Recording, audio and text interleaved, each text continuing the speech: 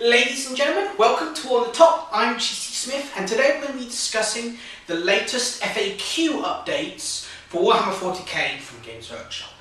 Now, yesterday, all the FAQs, I think pretty much all of the FAQs for Warhammer 40k were updated in some way. I don't know if the rulebook one was added. I don't know if it was just the first rulebook one they actually added and whatever, but there were some good changes and some bad changes out there. Now, today I'll only be commenting on the FAQs for the two armies I play because I actually don't understand what FAQs kind of mean.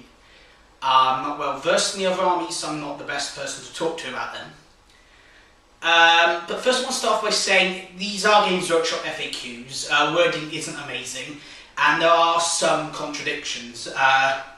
Like in the main rules FAQ, the first question asked is, with snapshots, if a weapon is allowed to snapshot and the weapon normally automatically hits, does it still automatically hit when snapshotting? And they go, yes. And that's logical. If a weapon automatically hits, it automatically hits. Being BS1 doesn't make it any harder to hit because it automatically hits. However, there's a contradiction later when it says, they ask about these different weapon types and how they hit aircraft, and they say templates, lines, like weapons that draw a line, things like death rays, and anything that automatically hits cannot hit an aircraft because of snapshot. But you've just said earlier in the FAQ that you can snapshot, you can automatically hit with snapshots, and now you're saying because it's snapshots you can't? And that was the reasoning was snapshot. It wasn't had to do with the fact that aircraft can't be targeted. Now I have a feeling it's intention. Obviously the intention is that aircraft should be hit by any template or thing that automatically hits, but you must always need 6s to hit an aircraft. And then if you don't roll you can't hit them, but that's not what the FAQ says, it's not what they've stated. So there's obviously an issue there with a bit of clumsy rule writing, but obviously the intention is there. And you can see the intention if you look into it, but it does seem contradictory at first glance, which is one of the issues. But otherwise, the FAQs were on a whole a mixture of good and bad, and, well, if any of you that watched any of these should know the two armies I play are Black Templar and Tau. And on one hand there's a good update, and on one hand there's the bad update. And I'm going to go with the bads, so I can end with a happy, joyful tone at the end. So the bad is the Black Templar FAQ. Now, Black Templar, when the 6th edition was released, I was looking for the rulebook and going, wow, there's a universal special rule called like Crusader that gives me bonuses. Crusader squads are going to get that. They're the only units in the game called Crusaders. Well, why wouldn't they have Crusading? FAQ comes out later that day. No. And it's kind of ridiculous, really, in that sense. It's like, yeah, you don't get any of the special rules which no army gets and fit your army perfectly in the way their description is. So, Mr. Trickier, why put universal special rules in the book if you're not going to put them with any army anytime soon? And then there's the problem also, the actual FAQ to the Great Black Templars. Preferred enemy got changed for the better, I think. It wasn't every reroll, it's only reroll, like failed rerolls take off of 1 now. So it's like twin, or something like that. Like mastercrafted kind of thing. Rerolls any failed hits of 1, but applies to both shooting and combat. And then they changed, except any change no matter the odds, from preferred enemy to rage, which is good. It's, I don't know. The fact that rage gives you +2 attacks on charges instead of +1 can be good. It's better for our power fist because we've got more attacks with it, and obviously you got more chance to hit. But then the problem is that if you miss, you miss. Whereas with the preferred enemy, if you miss, you had a chance to hit. So it's kind of arguable. Well, you get more attacks, therefore more chances to hit. And theoretically, it could be better than preferred enemy. But I like preferred enemy. At least actually though now, it doesn't count you as always moving, I think. Unless they keep that. Unless it's just get rid of preferred enemy, you've got rage, but you still count as moving all the time, which is kind of annoying. The second thing is, the rules actually made one of their vows useless. They're a Border Witch, Destroy the Witch. Oh, now you move closer to the enemy army if they've got a Psycho. And I don't get the Psychic Defense roll anymore because I've already got that as part of the Universal Special Rules. It's kind of silly that they've given one of our vows to everyone. And then there's the Emperor's Champion. He has to go into challenges. He has to issue a challenge to any enemy characters, but he can't kill most of them because his weapon's AP3.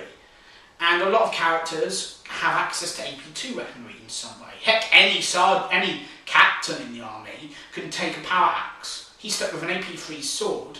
Yeah, strength 6, but he's not going to kill the captain anytime soon. He's going to get killed really quickly. And there's that kind of problem there, which is really annoying. But then, so overall, I don't think they've been made that overall good. The nerfing the charges, and now actually, the latest FAQ bit just screwed them right up. Absolutely just screwed them up. Righteous Seal, right? A rule which any of you don't know is any turn a Black Templar squad takes any casualties of any sort, one casualty, even if it's less than 25%, just one casualty, takes a leadership test. If they pass, then they get a special bonus. If they fail, they flee. So these units, it's a special rule given to them in 4th edition where the special rule kind of had to give you a bonus and a negative. So it's like, yeah, you get this bonus, but if you fail, you flee. And at leadership 8 on a unit, you still got that high chance of fleeing. And then they go, what's the bonus? Well, the bonus is you consolidate towards the enemy, and back then you could consolidate into combat. So there's technically the bonus that they shot you in their turn, you charged in their turn, you got the charge bonus, and then your turn again, if you defeat them, you could then go and charge again. Good. 5th edition came out, can't consolidate into combat anymore. Well, that's okay. At least I can consolidate towards the enemy if I want to, but because of the way the consolidation, the way the Righteous Seal worded was, you must move according to consolidation rules. But consolidation rules then said you don't have to move up to full distance. You don't have to move full distance. I think previously you had to move full distance, but now you don't. You move up to the distance rolled. And then now, and that stayed in the 6th edition, that you can move up to the distance rolled in consolidation. But the latest Black Templar Codex says, no, you must always move the full distance in Righteous Seal. Which now makes that rule nothing more than a negative. Oh, but you get closer to the enemy.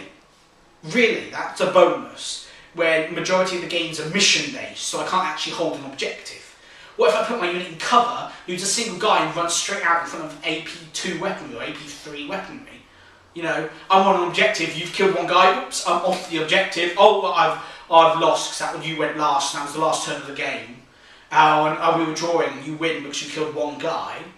Come on, we can't consolidate into combat anymore, and it takes us off objectives and out of cover. How is that a bonus rule anymore? All that is a massive negative for playing Black Templars. Here you go, have Black Templars, play the same points as other Marines, do not get grenades as standard, don't get veteran sergeants, power weapons and power fists take up a heavy weapon option, which they don't in other armies.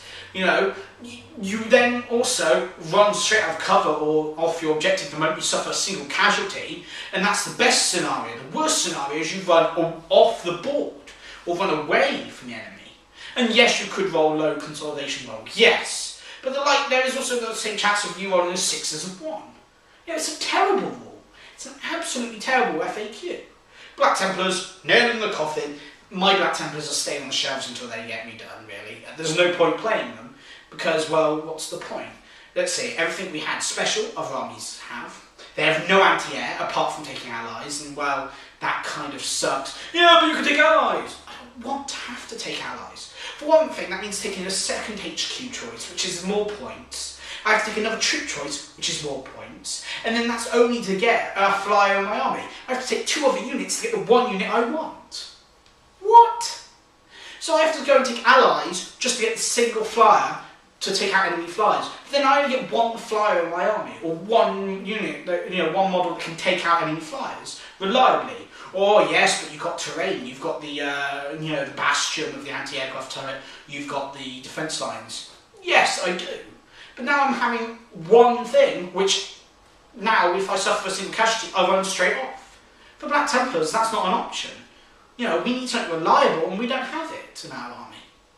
And we don't have the rate of fire of other armies to reliably hit flyers. We don't have our preferred enemy anymore to try and reliably hit flyers. What Black Templars got in this new edition that makes them good? I mean, at least they are slightly playable. This Righteous Seal now makes them impossible to hold objectives. The enemy can butcher it. Oh, we killed one of you. Oh, you're running straight towards us. So they set traps and whatever. They no longer seem like crusaders, but mindless blithering idiots. They're given a sword and an axe. There's no point to them anymore. Until they get redone, Black Templars are probably the worst army currently in the edition. And that's what I can say about them and their FAQ update. But let's go on to a nicer note. The Tau. Because, as you know, Tau made very good, well, I say very good. With the 6th edition update and the 6th edition FAQ, they're basically brought back up to where they were before 5th edition neutered them. 5th edition adding run butchered the Tau. Yes, there was the added bonus so you can't consolidate into combat, so you can't go combat, and do it that way. But with the enemy to run, with the enemy's ability to run, they got into combat a turn or two earlier. That's 2 turns on some units you're losing your shooting on. And that was what we relied on. The fact that cover saves were increased kind of screwed us up. Because yes, we've got Markerites, which can remove cover, but you know how expensive a Markerite is to get into your army? To get one that your own unit can benefit from is 30 points. To get a source of Markerites as a unit is like 60 points plus 80 for the transport. It's 140 points before any upgrades just to get 5 Markerites in your army. It's a ridiculous number of points to get Markerites in your army. And that's why you have to go and use the Forgeable Tetra to get Markerites in your army. And Tau kind of built around Markerites, giving them these benefits. They're balanced around it, because if you don't balance around it, then Markerites are overpowered. But then if you do balance around it, if people don't take Markerites, they're kind of neutered.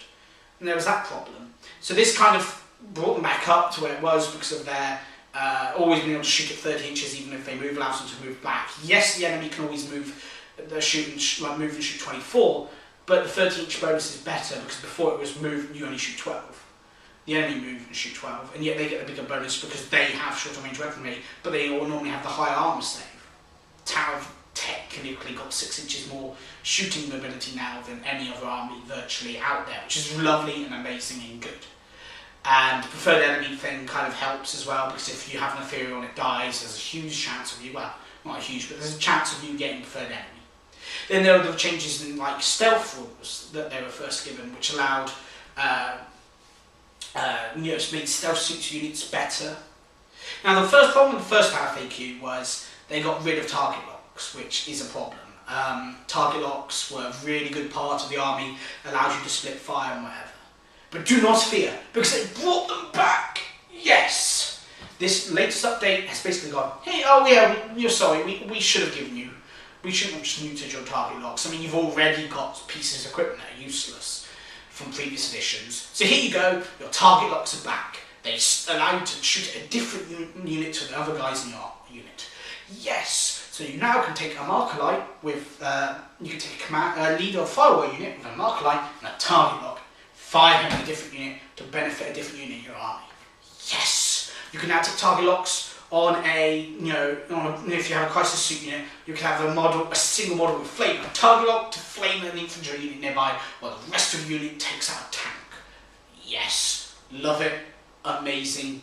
Brilliant. Got to be cool. So cool. But there was another special update, which I think is even better. Another update to the Tau army. The Disruption Pod, the humble Disruption Pod, which has made many players fighting against Tau in previous editions grumble and moan at our survivability, has changed for the better. No longer is it a 5+ save in this edition, but +2 to your cover save. That's right, it gives you shrouded if the enemy shooting you is outside of 12 inches. In other words, that's a 5+ cover save if you have no other source of cover, or if your vehicle even moved an inch, 3+ cover save. If you give it to a thing like a Piranha or a Tetra and it turbo boosts, 2+ save. Ouch. Tau vehicles are now the most survivable ones in the game. Thank you very much. Thank you. Armor 14 means nothing when you can't hold a save against it. You hit us with this strength D. Oh, we got a D ignores cover probably. But you hit us with a strength 10 AP 1 shot. It's a melter. Well, I don't care because I saved it. Sorry, but that actually makes our vehicles worth taking. It actually makes things like Piranhas actually a suitable unit. Oh, well, I'll leave Piranhas to take out of tanks because they can reliably get across the board safely. That's really good. A Parada unit, 150 points for 3, around there, can now reliably zip around the board and melt a gun tanks. Deploy a unit of gun drones to deny an objective or 2 around the board. Go ahead, go crazy. That's cool. And overall, I think that's really good. The Tau of getting things like stealth. We're getting all these kind of technological boosts out there that kind of show how our army is different to other armies. Our tanks are low armour, so they're easy to hit, but we've got a chance to save it. A better chance to save than any other army out there. This is good. And when we actually get a flyer, I hope some of these things stay, so we've got really super survivable flyers. Because, well, that's what we need. We should have air superiority. Read the fluff, read the rules. We have the best aircraft out of any out there. Not the best air fleet. Imperial Navy probably has the best air fleet due to superior numbers, but we've got the best aircraft. The best pilots. We've got it. And we should have it. And that's really good that we're getting these kind of things. So that's my ramble, I think, kind of over from the updates, because the major updates or whatever. Sorry I've been a bit negative on the Black Templars, but I love the army, so I'm kind of really annoyed the way they've kind of neutered their spirit. But I love the Tau changes. I just love them. It's a shame I'm probably going to be playing a little bit of Chaos, or trying to play with my Dark Vengeance set. I may not actually add anything to those set and just use it as a nice little start set and use it for models and stuff, painting projects, or expand later into an army. But I think it's good. I love the fact that Tau becomes so much better now, and they're a really nice army to base off. I will be doing another boot camp for Tau soon, by the way, for the Elite, so watch out for that. I've just been really busy with moving flat and moving to my new flat uni or whatever, and I've got my uni starting on Monday, so yes. Anyway, thank you very much for watching this video. If you've made it all the way through this, probably 20-30 minutes maybe by now video. If this is your first video of mine you're watching, then obviously, and you've enjoyed it, please check out my channel. I've got other 40k videos there, as well as various computer game videos and stuff, because I'm trying to cover gaming and all, like war gaming and whatever, do what the gaming I do basically, which is war gaming and computer gaming. So I'm trying to cover all different aspects of that. So do check that out. If you like the video, don't forget to like it up, and subscribe if you want to see more. Thank you very much for watching. Hope you've enjoyed it, and I'll see you next time at War on the Top.